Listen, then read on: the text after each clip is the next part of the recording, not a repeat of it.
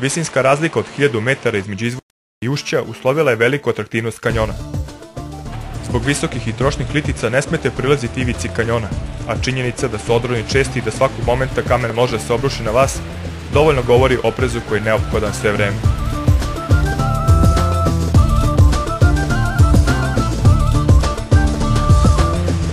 Prirodni usek u steni koji je vojska radi potrebe meštana proširila predstavlja najveću atrakciju kanjona. Do izgradnje okolnog puta kanjon je bio najkraća veza meštana sa civilizacijom. Danas u njegovim lepotama uživaju samo retki planinari. Meštani su ga odavno zaboravili.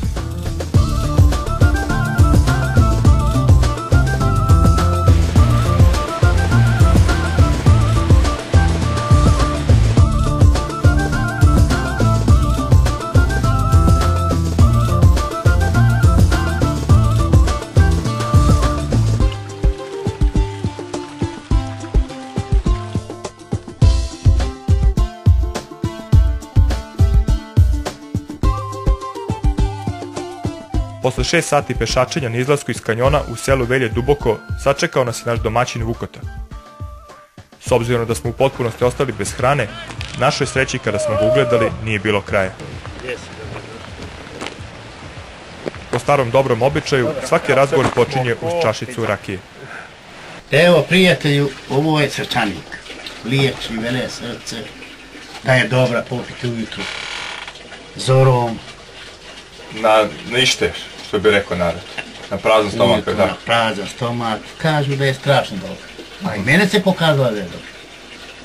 Evo da je proba stvarno, da vidiš kakav.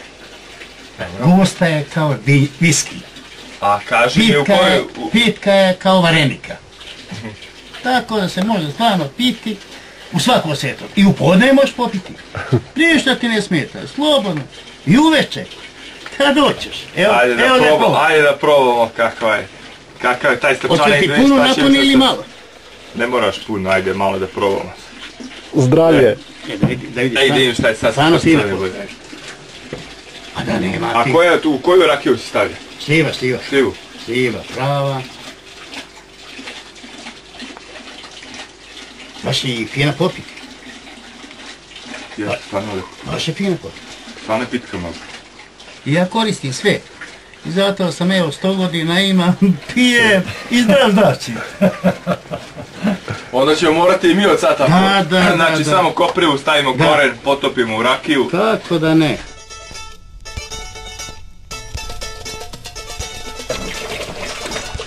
Budem pozdravljen. Znači, mislim vas, kada sad je taj ugovor.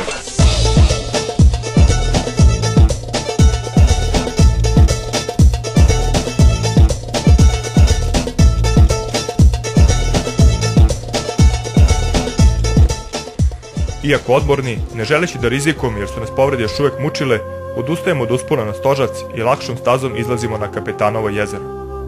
Okruženo moćnim vrhovima visoko u planini, jezero do maja meseca ume da bude pod snegom i ledom, što dovoljno govori o surovoj klimi koja vlada na ovim prostorima.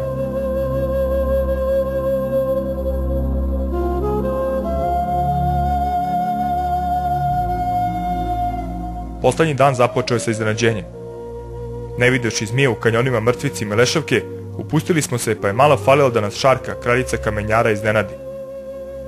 Ova krajnje korisna životinja, nepravedno istrebljivana, išla je svojim putem i nije se puno obazirala na nas.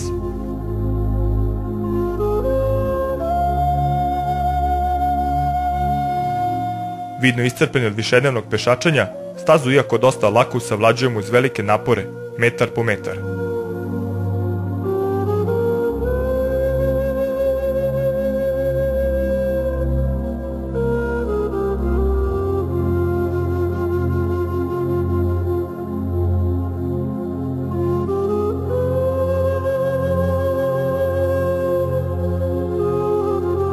Kiša, sunce i magla neizmenično se smenjuju i dodatno nam otežavaju kretanje.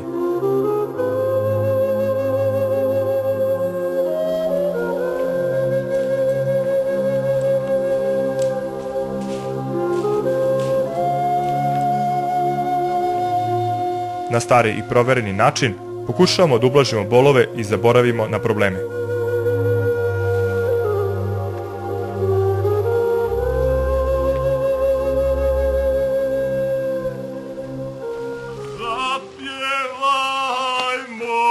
svo zlođe pomogao nam Sveti Đorđe.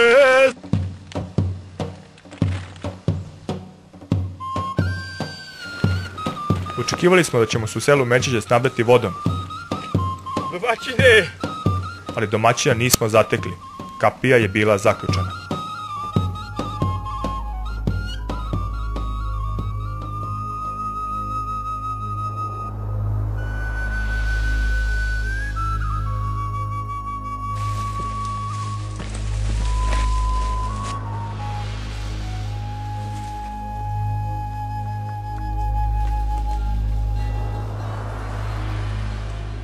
Nakon 23 dana pešačenja i više od 500 pređenih kilometara, začuli smo manastirska zvona, koja nagoveštavaju da se naš put bliži kraju.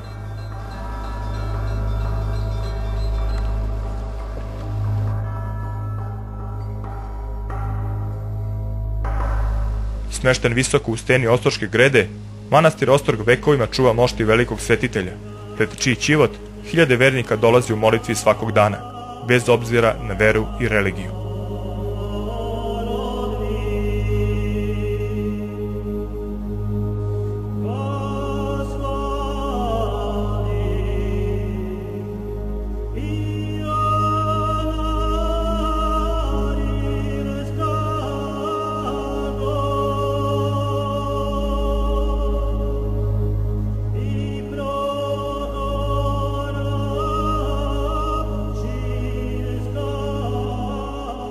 U nedelju, 27. avgusta, stigli smo pred ćivot Svetog Vasilija, celivali mošti i zahvalili se što nas je čuvao tokom našeg puta, koji se ovde i završava.